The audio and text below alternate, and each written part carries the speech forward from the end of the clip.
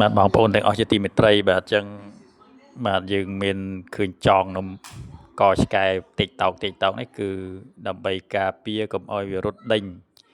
បាទកង់ដេញម៉ូតូអីគេបាទយើងឆ្កែណាដែលចូលចិត្តដេញកង់ដេញម៉ូតូអីទេ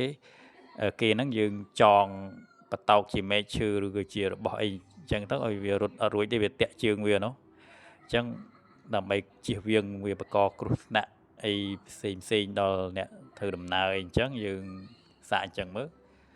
បាទហើយឆ្កែខ្ញុំនេះវាចូលចិត្តដេញតែកង់ឬកង់អគ្គិសនីទេតែម៉ូតូអីអត់ទេតែវាអត់ដែលខំគេទេក៏ដេញលេងអញ្ចឹងណាអញ្ចឹងយើងខ្លាចមានគ្រោះថ្នាក់អីដល់គេយើងចងអញ្ចឹងទៅវាក៏លែងដេញវារត់អត់កើតបាទអញ្ចឹងបងប្អូនអាចសាកមើលជាពិសេសបងប្អូនដែលមានឆ្កែចូលចិត្តដេញតាមកង់តាមម៉ូតូគេហ្នឹងបាទអាចសាកមើលវិធីនេះបានជាមេឃឈើក៏បានឲ្យរត់ទៅវាតាក់ជើងវារត់អត់រួចទេបាទវាទៅជាសុភាពរាបសារជាងមុនបាទអញ្ចឹងមិនមែនធ្វើបាបវាទេអានេះបាទ